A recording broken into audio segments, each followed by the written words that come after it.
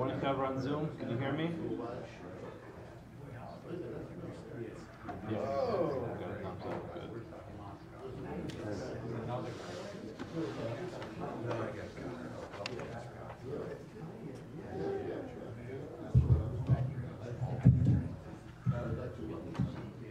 Good morning. Good morning.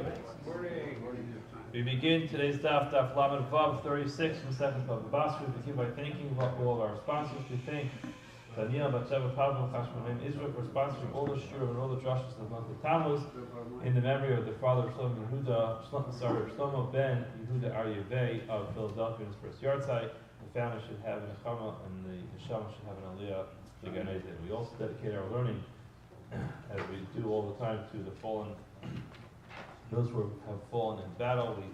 This morning we dedicated our Liyuna Torah for the fallen Israeli killed by a rocket near Popko, and the Shamash have an aliyah to Gan Eden. And also we dedicate all of our learning to the soldiers who are fighting on the front lines and to the supposedly hostages that they should be brought back to Shalom, Ubishalom, to here of Karo. We also give Shabbat to HaKadosh Baruch Hu for erasing and eradicating some evil of the world, whose name may not be mentioned in the Beis Medrash, but the Shem Rishon Yerkov and Meretz Hashem, we should see more of a success on behalf of the IDF to eradicate evil. Ubi'arta harabi kirbech. We're going to begin at Daf Lamed Hey with Beis. 5 lines from the bottom. Amar Yehuda, Amar Rab. So we're going to have a number of statements, various statements about chazaka, and as we've mentioned a number of times in the past, that when it comes to a chazaka, there's basically 2 critical ingredients that have to be met for a chazaka to work. Obviously,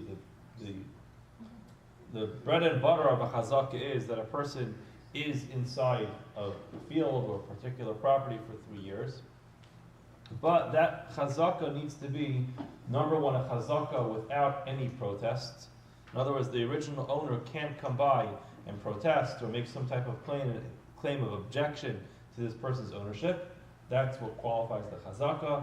And number 2, the chazaka also has to be qualified and backed up by a taina. So if you have a chazaka without a taina, called a chazaka she'ein imo taina, it's worthless. What does that mean? The person claims that they're in a field, but doesn't present a valid reason as to why they should be in that field. Why do you belong here? Why do you own this field? The chazaka doesn't mean anything. It's going to be just an empty barrel holding nothing in it, or whatever the mashal might be. The bottom line is it can't hold any water if you don't have a claim. So therefore, if a person claims that I'm in this field for 3 years, 4 years, 10 years, 12 years, but doesn't make a claim that they bought it, doesn't make a claim that they've gotten this field through any legal means of ownership, so then the chazaka is worthless. And therefore the Gemara is going to say as follows. Amar Yehuda Amar Rab, Yisrael haba machmas akum, harei hu ka'akum. A Yisrael who buys a field from an akum and then uses that as his claim as to why he should own the field, he is not any better off than the akum himself. And he explains, Ma'akum ein lo chazaka ela b'shtar. Just like when it comes to an akum who wants to claim ownership over a field, he's not going to be able to claim ownership over the field unless he presents a shtar. Af Yisrael haba machmas akum. Oh. So the same thing is true when it comes to Yisrael. Haba machmas akum, then he's also going to have a shtar. Ein lo chazaka ela b'shtar. He's going to have a shtar. So now, why is this true? And the Rashbam explains this in great detail. But basically, let's just go. We'll read it. It's the last Rashbam on the page. It's a bit lengthy, but it reads very smoothly. So I'll read it together with you. So the Rashbam explains. A field that everybody knew that one time belonged to a Jewish person. And now a non-Jew moves into this field, and not just a non-Jew, an akum moves into the field. O Yoser, or he's living there for a long time. V'toin shelakcha miYisrael. He makes a claim that the field was purchased from the Yisrael.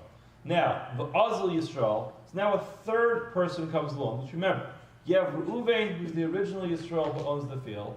You have Mr. Akum, who occupies the field for 3+ years. And then you have another Yisrael, his name is Shimon. He now goes and purchases the field from that Akum. So it says, V'kanameyahu Akum. V'achla gam hu achar Akum shmei chazakim. That Yisrael, called Shimon, he lived in the field for the required 3 years. O yoser or more. Halach is lo avi chazaka. Ella asi mari da'ara. The original owner can come. Umapik le miyadid Yisrael. He can go ahead and take the field out of the hands of the third person, who's the second Yisrael involved in that story. Now Yisrael, lezel v'litva la'akum. Dezavamine, he can go to the secular court system, take that Akum who sold the field to him, take him to court, and try to get his money back from him. Why do you who the afsid anafshe?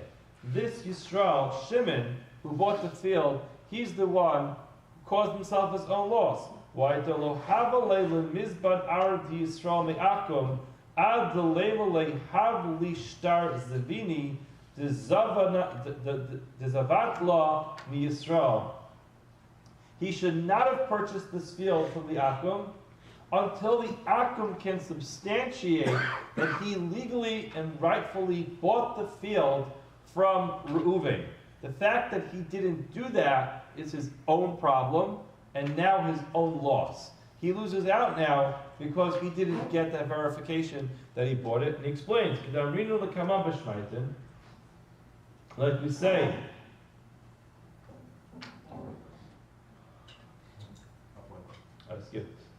the din chazaka less leila akum. There's no chazaka for an akum. V'lo l'kol man da'asi machmase.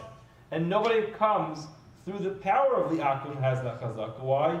Distam akum gazlanim heim v'yisrael lo yarei limchos v'hilkach lo tiknu ben chazaka. So Rabbi explains, we have to recognize that there wasn't always a good legal system that protected people equally, whether they're Jewish or not Jewish. So therefore, for many years, it just was simple. The Jew owned property, take it from him. And it may have even been legal. Take a piece of property from a Jew. Throughout history, these things have happened, that if a Jew owned property, Jews don't have rights.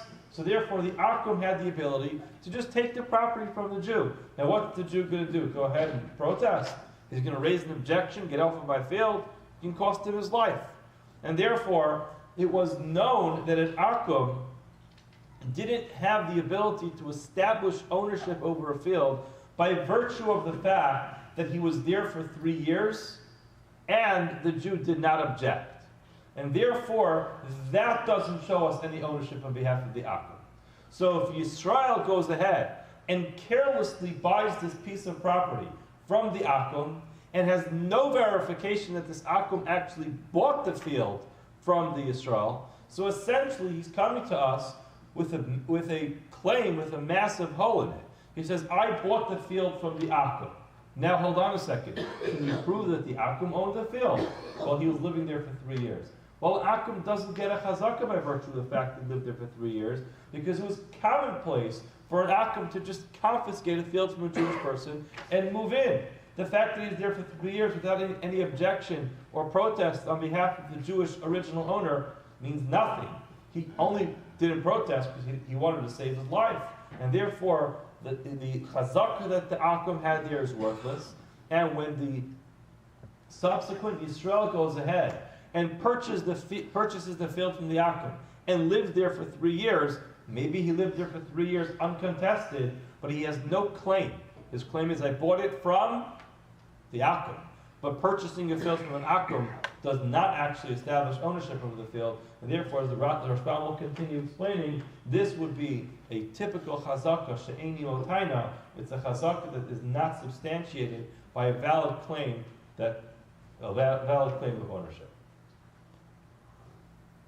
Amar Rava, Rava explains, Amar Yisrael, if the Yisrael is going to explain, top of Lam and Vav of Aleph, L'didi Amar li Akum, Diminach Zavna Mehem. So interesting. Rava says, if the Yisrael claims that I'm here for the required years of Chazaka, I'm here for 3 years, and you know why I'm here? Because I purchased it from the Akum. But guess what? I'm not just claiming that I purchased it from the Akum. The Akum told me that he bought it from you. Says Rava, in such a case, Meheman is going to be believed, and now his Chazaka is going to work. Now the Gemara says, hold on a second. And you have to just understand this concept of Meheman. He's believed. What does it mean he's believed? He's believed that what? He's believed that the Akum told him that? Very nice. I believe you that the Akum told you that. I don't think you're lying. But I don't believe that the Akum owned the field. So then what does this Meheman believe? And what does it help us? So Rashbam explains, since it entered his mind to go ahead and make that claim, in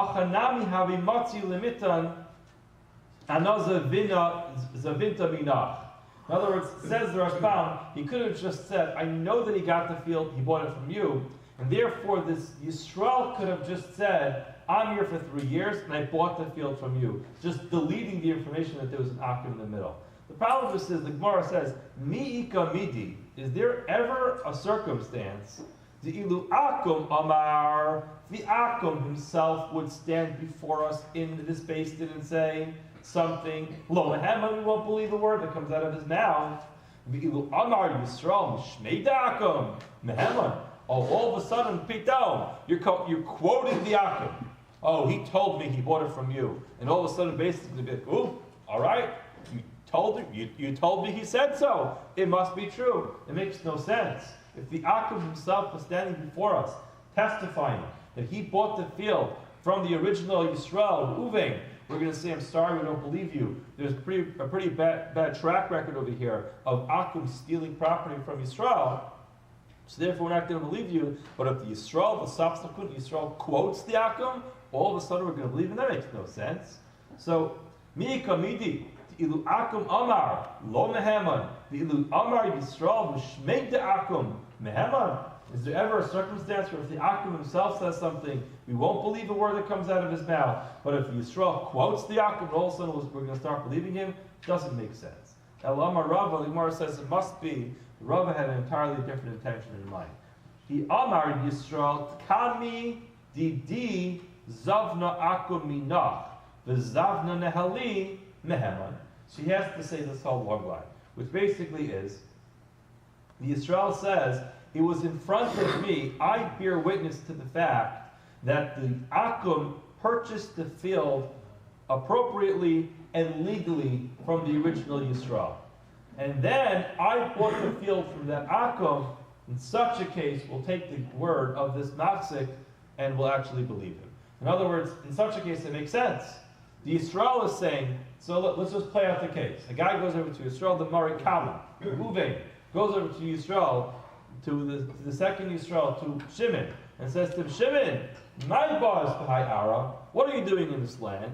And he says, Kami Didi, in front of me, this Akum went ahead and purchased the field from you.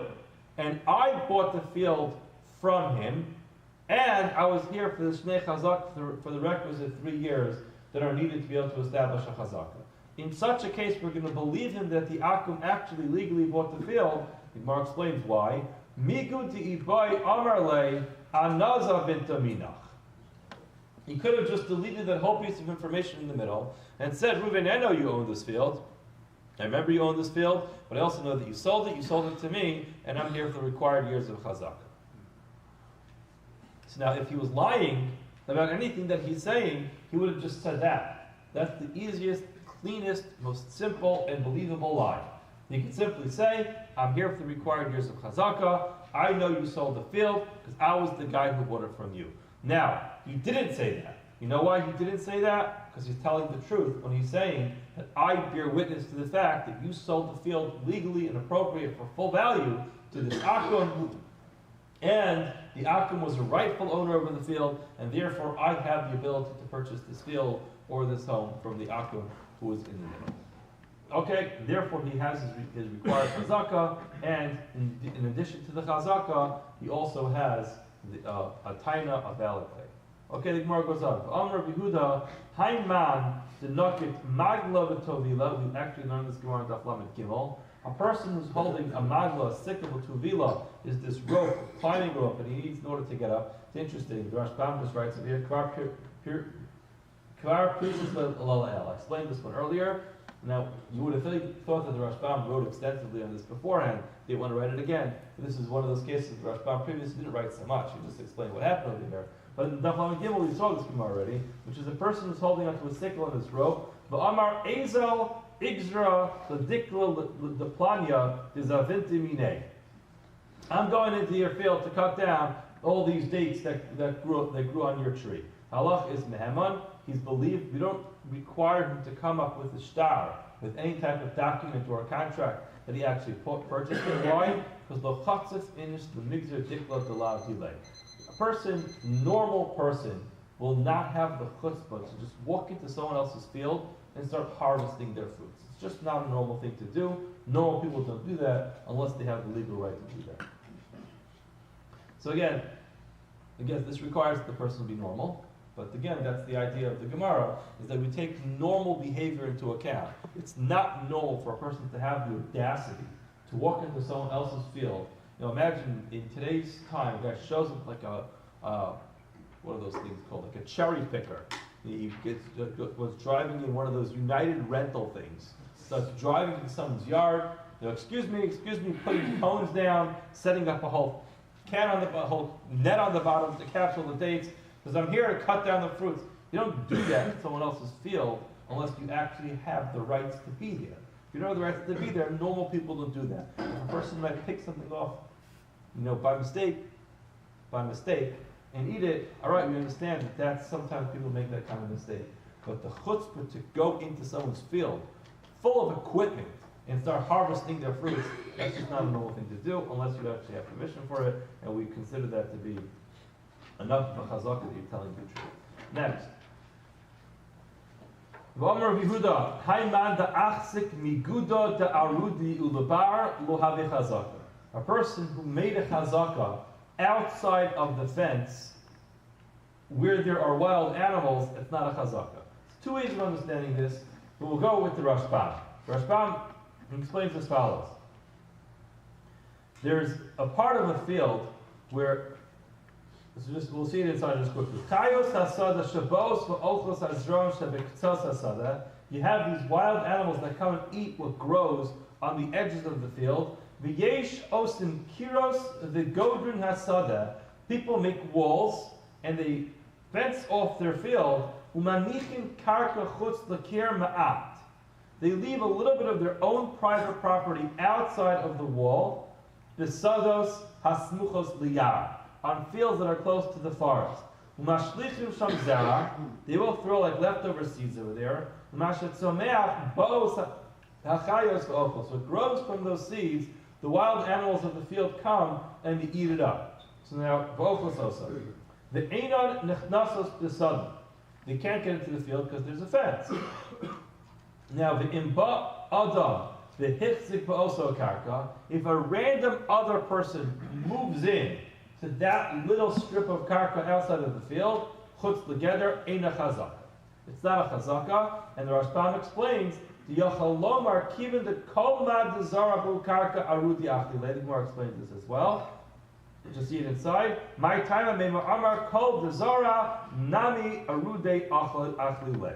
Whatever I'm going to plant there, the animals eat it anyway, so why should I bother protesting? So again, the premise of a chazaka is that you were here for 3 years, uncontested. No objection was raised. In this case, the way the Rashbam explains it is, a person owns a piece of property. He puts a fence around his property because he doesn't want all the wild animals to come into his field and eat whatever he's planting. But he does throw some seeds over the fence on that little strip of property that he owns, which is beyond his fence.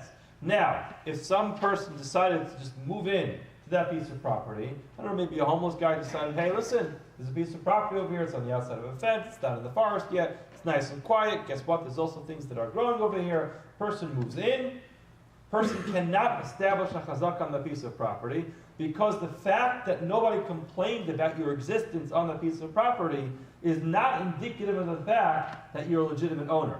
Why not? The Gemara explains, because the owner could simply say, I have no reason to object to you being there. As a matter of fact, there's all kinds of animals that are taking up residence in that area all the time anyway. I have all the groundhogs that are there, the foxes that are roaming around at night, all the deer that are roaming around come there. The bears come, the entire Baltimore wildlife lives over there. So why should I go ahead and protest about the fact that a human being moved in over there? Gesund to hate, live there like anything else. Why do I have to complain about that? But the fact you can establish a chazaka by being there, that's what's going to be missing. You can't do that without having a shtat. Yehuda makes another statement. Achla arla, if a person ate arla, ain't a chazaka. What does this mean? The first 3 years that trees are planted, you can't benefit from the field, from the fruits that grow there. So therefore, a person goes ahead and plants a brand new orchard filled with trees. And what happens? A guy shows up during those 3 years and makes a chazaka. He moves in, starts eating the fruit, he starts acting like an owner of the field. The guy says to himself, why do I have to bother protesting this guy? I mean, it's Arla, he's not allowed to be here anyway. So, Tanya Mihach, the Gemara says, Tanya Mihach, we have another verse which says the same thing. Achla, Arla, a person ate from Arla, Shavias, which is benefiting from that Shavias is a little different because it's not usher to eat those fruit, but all those fruit are hefker. Uklayim, that's something which, again, depending on what it is, klayim can be usher to plant. If it's klayim in a carrot, then it's usher to have an out from it. Eina chazaka. That does not establish a chazaka. And we see the Rashbam explains to us, the lo ichpas le labala sada b'shnas arla v'lachein lo micha. Again, every chazaka has to have that establishment of, if I was not the legitimate owner, you most definitely would have come out and told me to get out of here. Like we learned all the way at the beginning of the parak. At the beginning of the parak, we had the terminology that the Rashbam brought down, which was, it's not normal for a person. Ein lecha adam. Rashbam wrote something like that, remember correctly. Ein lecha adam.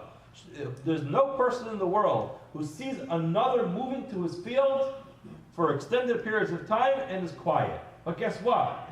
If you move into my field and you're eating fruit that I'm not allowed to eat anyway, then you know what I'm going to say? Gesund to hate. Go ahead and enjoy yourself. Why should I bother wasting my time getting into a fight with some guy to kick him off of the land? I can't benefit from these fruit anyway. You want to go ahead and eat fruit which is usher, that's going to be your issue to take up with the Kadosh Baruch Hu. But ultimately, I have no reason to protest you when you're eating arla. I have no reason to protest you when you're eating klayim. When it comes to shvius, I certainly have no reason to protest against you, because you know what? It's hefker. You're allowed to eat those fruit. And therefore, the fact that I was quiet does not indicate any valid sale that took place. Amar Rabbi Yosef. Achla shachas lo avi chazaka.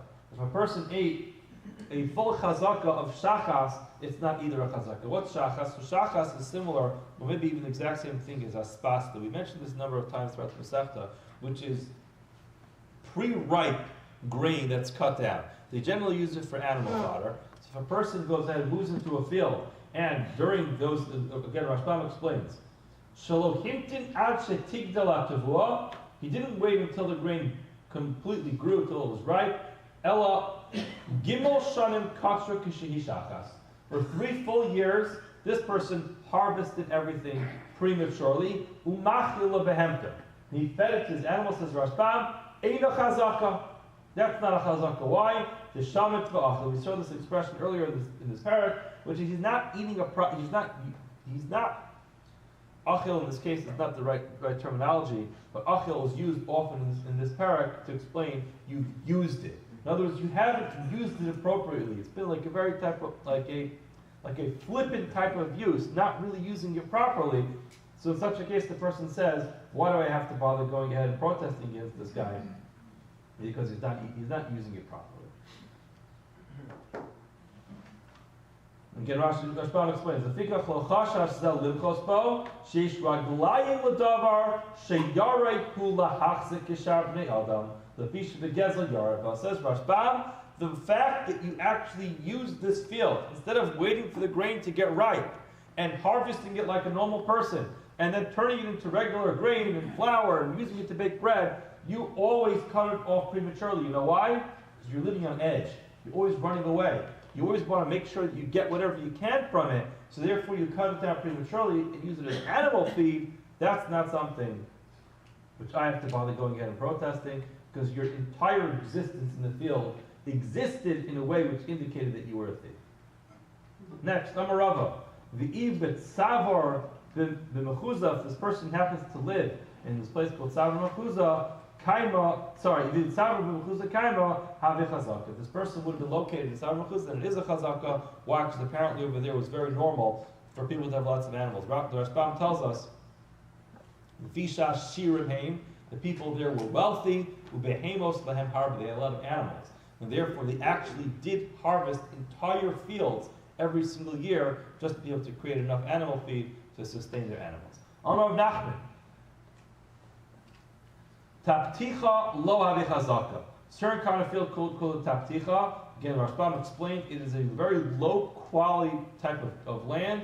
It's basically filled with valleys, but it doesn't grow anything. It sounds like it's such a low quality piece of property because it seems to get wet and they get very dried up, and therefore it's not something which has the ability to be able to produce fruit. In such a case, there's no chazaka there. Why? For the same idea. Since it's such a low quality piece of property, the owner doesn't feel the necessity to immediately kick the person out if the person's living there, because it has not much to gain by kicking the person out. You can't use it for planting anyway. Next, apikura v'ayal kura, if the field produced so little that it literally only produced the amount that you put into it. So you put in a kura of whatever you planted, and you brought back exactly what you put in. Pretty bad investment. In such a case, lo avi chazaka, again, because the person doesn't care so much to go ahead and protest that. V'hani deberish gelusa lo machzaki ban v'lo machzakinan bahu. Property that's owned by the Reish Galusa. Reish Galusa basically was the one who was in charge of the Galus, kind of like a governor type of position. Sometimes they were referred to in a positive light, sometimes in a little bit more of a negative light. They cannot establish ownership by way of a chazaka, and one cannot establish ownership of a property bought from them by way of chazaka either. So again, we need Rashbam to explain to us why. He explains as follows. Lo machzaki ban, it's the third wide line. Im hichzik echad mehen b'sado seinu. If any member of the Reish Galusa makes a chazaka in our field, ain't a chazaka, it doesn't work. But tzarach li zar v'shtaro, they have to hold on to the document. Demachmas yirasan lo michubahem. These are people who are high-powered people, and therefore we're going to go ahead and protest the Reish Galusa. Go fight City Hall. Nothing to talk about. There's really no way that you're going to be able to get that done. So therefore, people don't bother protesting or objecting to something where they feel like it's not worth their time. V'lo machzakina b'hu, says Rashbam. Why can't we make a chazaka in a field that belongs to them? So interesting. You would think that if you get a field from the Reish Galusa, and the Reish Galusa doesn't kick you out, that's the biggest indication you actually bought it, because they can kick you out with no problem. So Rashbam explains, Shemitoch shehem ashirim, since the Reish Galusa was so wealthy, the yesh lehem batim sados harbe. They have so many homes and so many fields. So you know what? Manichim b'nei adam ladar b'batayim v'shoskin usmechin kedei lashpiach karka shalahem. They have no problem. Someone moves in, maintains the property. They're not going to go ahead and protest it. They have too much property to maintain on their own. And therefore, what's better than having a free tenant come in, move into the property, and then actually take care of it? So the fact that they didn't protest it actually is not an ownership. At the end, Rashbam brings another understanding, which is that sometimes it could be that they were just too busy. They're busy with communal needs. They just didn't have time to notice that someone was in their field and to go ahead and make a machas. So therefore, there's no chazaka with fields when it comes to the Reish Galusa. Now getting back to our Mishnah. One of the items mentioned in the Mishnah which can be acquired by way of a chazaka is an evet, v'ha'avadim. What is that? A servant. So now the Gemara says, Avadim, yesh lam chazaka. Is it true that you could actually acquire or prove ownership over an eved by way of a chazaka? That can't be true. V'amrei shlakish hagodros ein lahem chazaka. Godros, which are animals, movable animals, don't have chazaka. So what's the comparison over here? Let's just quickly explain what's going on here. There's basically three levels when it comes to the acquired ownership over different items. You have metalton. Metalton are movable objects. So this clock over here is a movable object. I could take ownership over it immediately by taking it into my possession. Okay? Once I have this in my possession, now you all will bear witness to the fact that I take this home today, I stole this from the shul. So I won't do that. But if I have a clock like this in my possession, it's in my house, and I have it for one day, and someone comes and says, "Sir, the clock is mine." I can say, "Listen, I'm all of Aryeh. It's mine. It's my possession. I have it." Therefore, chazaka, after one day, essentially makes it mine. All the way on the other end, we have some items which, let's put godros in the middle. Godros are movable items. So they're movable items, but they're mobile on their own. So example, an animal, it can move on its own.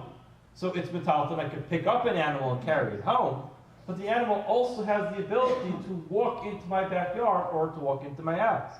So the fact that there's an animal in my house, hopefully that shouldn't be the case, but the fact that there's an animal in my house does not indicate the fact that it's actually mine. You know why? Because it could have just come in to my house. This clock can't walk into my house, but an animal can walk into my house. So now the fact that it's there doesn't mean that it's mine. And then all the way on the other side, you have something which is a bendas, which is a human being, which again, there's the whole idea of eved and chazaka, but just on the basic point, which is if you can't acquire animals by way of a chazaka, because they could have just walked into your house, so an eved is the same thing. He could take a walk. He can come visit. He shows up for lunch.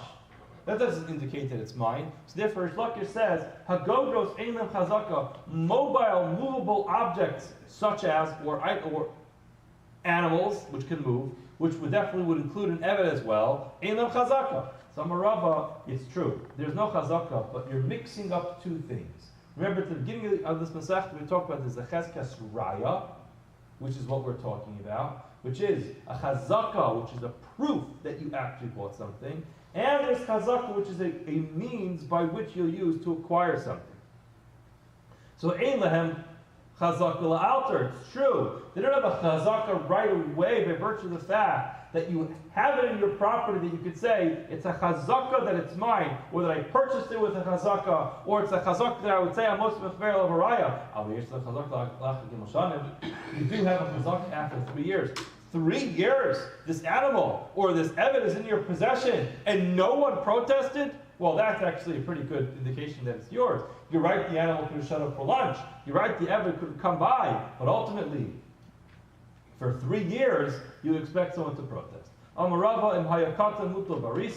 If this eved was a child that was so small that the baby couldn't walk on its own, basically it's still wrapped up in its in the wrapping of a baby, or I guess in a modern day stroller, yesh lo chazaka. There is a chazaka even la'alta, right away. The Gemara says treat, of course. And the whole reason why we don't give a chazaka to an eved is because the eved could have walked over there. But a baby can't walk anywhere, so of course there'll be a chazaka right away. The Gemara says lo tzricha. No, we do need this. Why the is le'ime? Guess what? If there's a baby, the baby has a mother. And the mother is not there. So now the tema nechesh dilma eme al se I think maybe his mother came by one day and brought the baby there and forgot the baby there. Kamash malan ema lo manash yibra. Mother doesn't forget her child. In other words, what are we suspecting? We suspect that Ruvain has this female servant. Okay. She belongs to him. Now, maybe our days when Reuven doesn't actually have work for her. So she goes ahead and she gets work in Shimon's house. So now we're suspecting that Shimon hired her as a day laborer for one day. She went to go do work in Shimon's house. And what do you do when you have a baby? She showed up to work with her baby. She was doing all the work. She put her baby to sleep. And at the end of her work day, she finished cleaning up the house, folding all the laundry. And guess what? She forgot to bring her baby home. So she went home. And now Shimon says, guess what? I have a little Evan over here. It's going to grow up in my house. This is going to be my Evan forever. And we're going to claim that he's going to claim that he bought this Eved when it's really not true. Gemara says such a case is ridiculous. Mothers don't forget their children in someone else's house. And therefore, if the child is there, he must have actually paid the right price for it and owns this Eved legally. Okay, Hani easy. There were these goats, the Achlu Cholsha. They were eating this peeled barley, Ben Arda. Asa Mari Cholsha, the owner of this peeled barley, came to the owner of these goats, and Tafsinu, he grabbed them. He held on to these goats. He was claiming they ate a tremendous amount of this barley. So the Amar Avuah de Shmuel, the father of Shmuel said, Yachal Liton, he could claim Ad Kedei Demeye, all the way up to the value of the animals. Why? Now that the goats are in his possession, and he's holding on to the goats, he technically could claim, these goats are mine, I bought them. In other words, as follows. He had all these barley that were drying out in his yard. Some guy's goats showed up and ate a massive lunch. He's furious that they ate up all of his barley. So he grabs onto the goats. Now he wants to claim to the owner, your goats ate up my barley. What's that? As we learned from the Masechet Bava Kama, that's a mazah called shame. They would have to pay nezek shalim right away. They'd have to pay for all of the barley that they ate right away. Now, how can he prove how much was eaten? There's no way to prove that. So therefore, he can't claim the full value of what was eaten because he has no proof of how much they ate. So therefore, what does he do? He holds on to these goats. Now, halacha is, since he technically could have said, these goats are mine, so he could claim up until their value by claiming, listen, I'm going to let them go because I'm going to admit to you that they're not my goats, but I won't let them go because they did eat a certain value of my barley, and he could claim up to the value of these goats. Now the Gemara says, hold on, how could he claim that these goats are his? Didn't Rish Lakish just tell us, Hagodros Enum Chazaka, that these wandering goats don't have a chazaka because they can go wherever they want? Pretty clearly, they do go wherever they want. The Gemara says, no. Sami, Izim, for the most part, are very different. Why? The Mesira L'roa. People generally give goats to a shepherd. So the Gemara says, okay, that's very nice. There's the morning and the evening. When they're going home from the shepherd just sends them off and they walk back home. The Gemara says, no, it's not true. Because in Arda, in Arda, where the story took place, there were a lot of tayi. The Rashbam tells us these were Yishmaelim Ganavim. That's what they were. They were very shriching. They were very common. Umiyada liyada mishalmi. People don't just allow their goats to go free because they were concerned about the neighborhood. In that neighborhood, there were lots of thieves, and therefore people didn't want to just allow the goats to roam free because they never would make it up. Okay, getting back to our Mishnah. Our Mishnah told us in a steyabal, a field that requires irrigation, you don't have to have a chazaka for full 3 years. It doesn't have to be miyom liyom. We had a machlokes between Rabbi Shmuel and Rabbi Akiva, how long it has to be. Rabbi Shmuel told us it's going to be 3 months, 1 year, 3 months. So you can end up having a total of 18 months. Then we had Rabbi Akiva said 1 month, 1 year, and then 1 month, which is a total of 14 months. Lema, oh my. We could do this. Lema near ikabinayo. Let's just say that the machlokes is on plowing. Now that's the difference. That Rabbi Shmuel's of the opinion that near lo and chazaka plowing is not a chazaka, and therefore you have to have full 3 months for a full crop. Kiva Savar, near Rabbi Chazaka, Kiva is of the opinion that plowing is a chazaka. Now the Gemara says, hold on, but Tizbra, you think machlokes is whether plowing is enough? If that's the case, Rabbi Kiva might Aryeh Chodesh. Why do you have to have a full month for plowing? Until Yom Echanami. one day would also be enough. How long does it take to plow a field? 1 day. So why does Rabbi say you have to have a full month, then a year, then a full month? Just say a year with a day and a day. Everybody agrees that plowing is not a chazak. And therefore 1 day in year 1 and 1 day in year 3 of plowing is not enough. It's machlokes of how much fruit you have to actually go ahead and harvest. So you look at Rashbam, he explains, you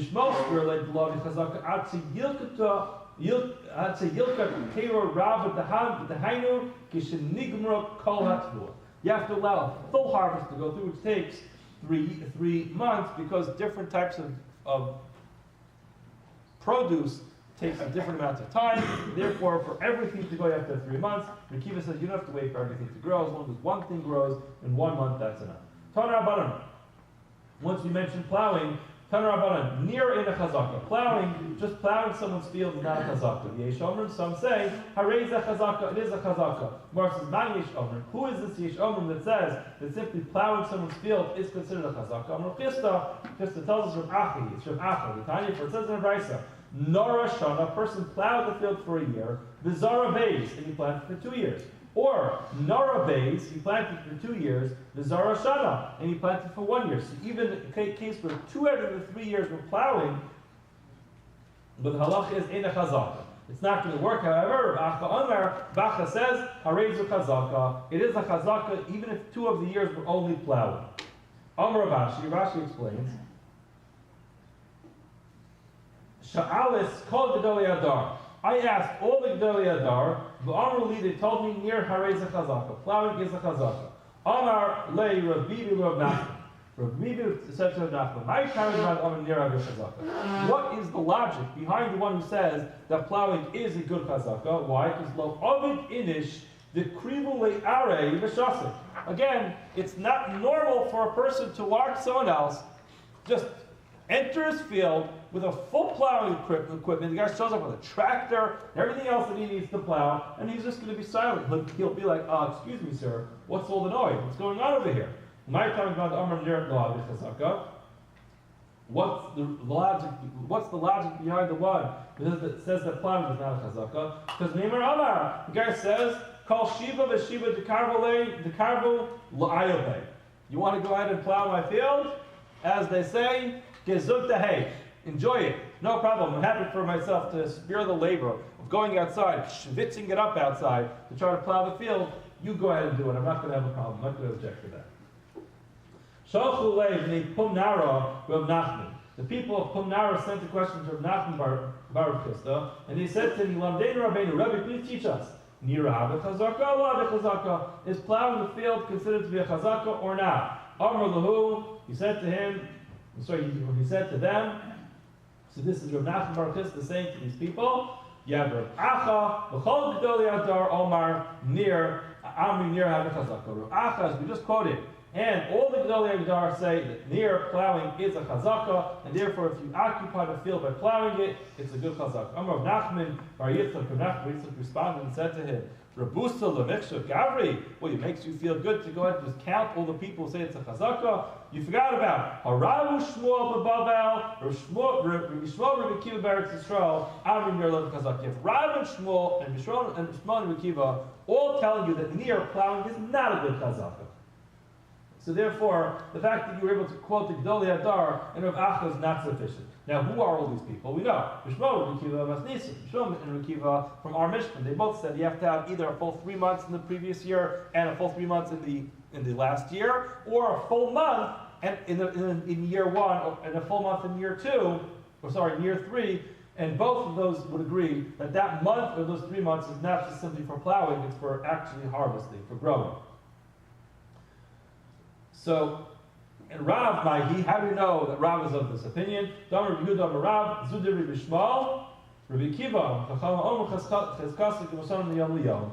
We have this quote from Rav who said that even in our Mishnah, where we have Rabbi Shmuel and Rabbi Kiva say you can make a chazak in either 18 months or in 14 months, but he says no, there's an opinion of the Rabbanan, which actually was quoted in the beginning of the paragraph. We can't get into that right now, but ultimately, they say you have to have a chazaka, even to stay about, you feel that it needs to be irrigated for full 3 years. What's that coming to exclude? Doesn't that come to exclude plowing? So we have Rav telling us that plowing doesn't work. Below, that's not going to work. Shmuel Naihi, where's Shmuel? The Amr B'Hudar Shmuel, Zudir Rishon V'Akiva, that's the opinion of Rishon V'Akiva. This was the part of the Mishnah which said that if you have certain objective harvests, like when it comes to harvesting the olives and the other things that are listed in the Mishnah, it's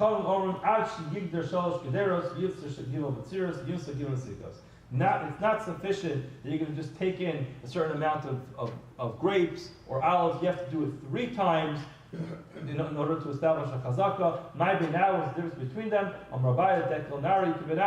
It's this small little tree. Rashbam tells us it's dekel yalada ubachura. It's a small tree. The pachos migimos shan shlemos to'enes gimel pamim. It carries 3. It will give up its fruit in less amount of time. To do it in less than 3 years. So as in the parentheses it says, she'osa shalosh panim b'shana. It does 3 times in 1 year. That will work. So we have the Yishmael, the Akiva, Rav, and Shmuel, all of us telling us that simply simply plowing the field is not a sufficient way to make a chazaka. Have a wonderful day.